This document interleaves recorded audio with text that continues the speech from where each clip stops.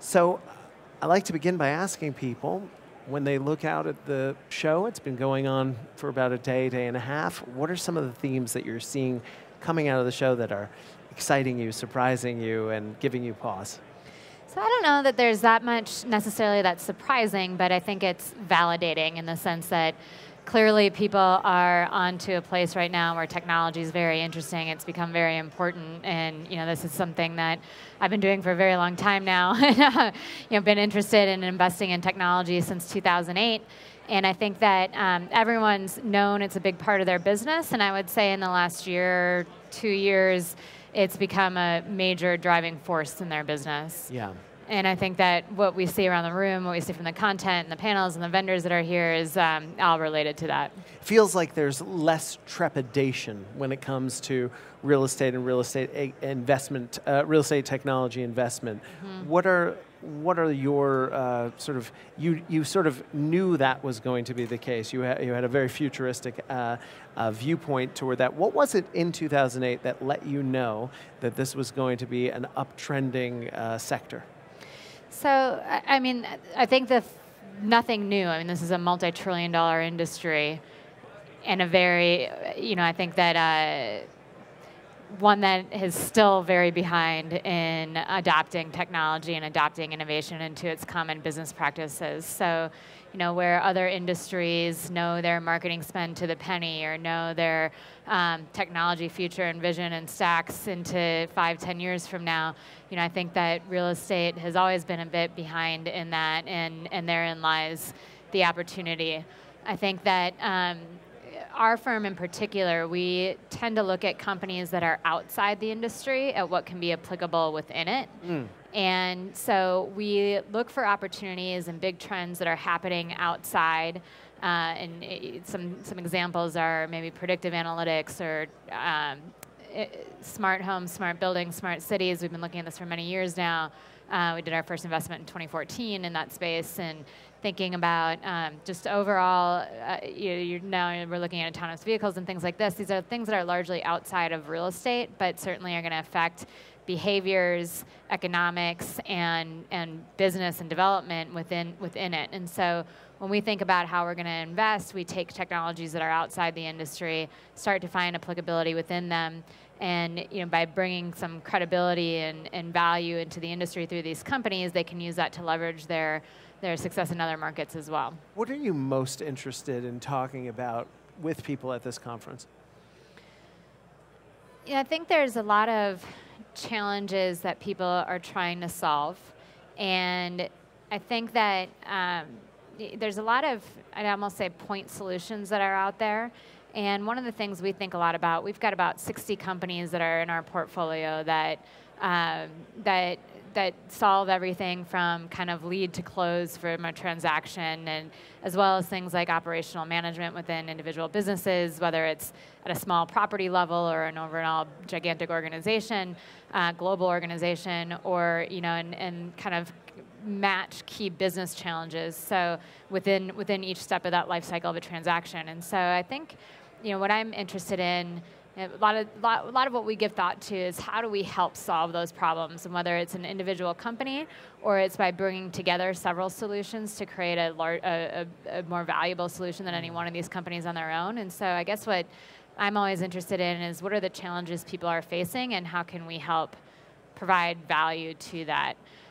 The way that our fund is structured is, always been in this kind of synergistic way that if we find really great companies for the industry is going to use those companies, and it's going to add value to the companies, it's got value to the industry, and therefore it'll add value to our fund. So we're always looking for what kind of value can we bring to the industry with the idea that it all comes around full circle. Are there any overlooked opportunities that you see out there? You go, why is someone not doing X? What are some of the places? Sure, everyone's talking about AI. Sure, everyone's talking about blockchain. But what are some of the areas that are exciting you that you think people may not be paying close enough attention to?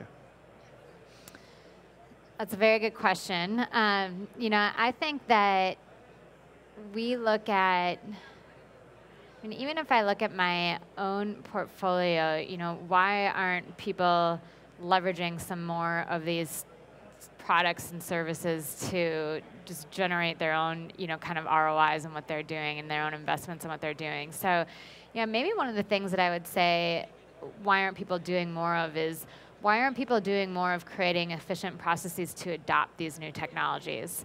Right. And I know this is kind of generic, but it's actually something we've started to build a whole practice around. We've for years had a program that we call the Moderne Passport, which is an industry immersion program helping companies, technology companies, approach the industry and think about how to best do that and to connect the industry with the companies.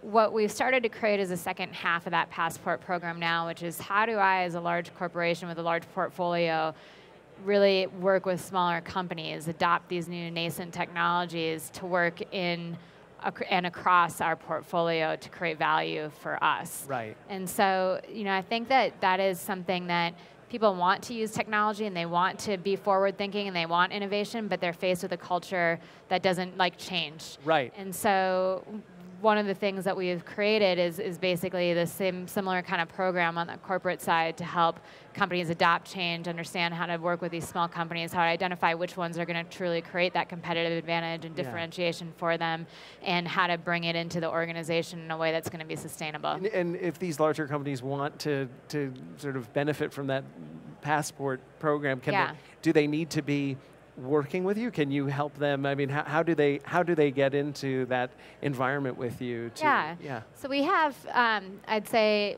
almost 4 different tiers, if you will, of ways that people can work with us. And there's a very light version in which we include them in our existing passport program as mentors or pilot participants with some of our companies. And then there's a very, kind of on the opposite spectrum is really as we're corporate consultants, if you will, and do consulting, large major consulting agreements and become, an extension of their team. And then we have a couple in between. So we have a sort of chapter membership that people can come into, which is sort of a group way of thinking about strategies and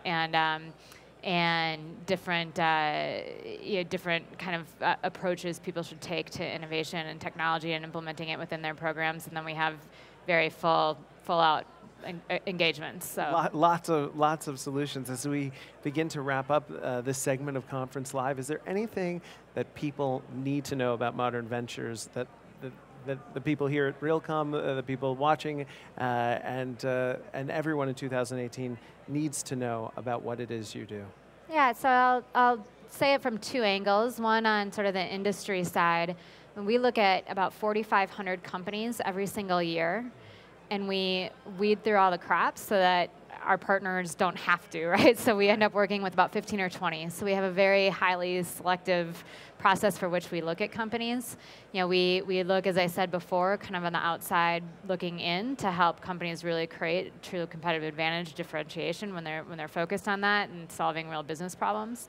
And then on the company side, I think that because we're so selective and we're so careful about who we work with, our partners tend to value what we bring to the table with them. And so I think we can end up being good partners there. And I would say that from a technology company perspective, as they think about coming into this market, they really need to think about what the business challenges are that they're truly solving, not just what they want the industry to do or their potential clients to do for them, but actually what they're doing for their clients. And so I think those are important things for people to think about. Thanks for encouraging everyone to take a really holistic, big picture view of this industry, and thanks for what you do at Moderne and sharing your thoughts with us. Thank you very much. Thank Constance you. Freedman. Thank you very much. So.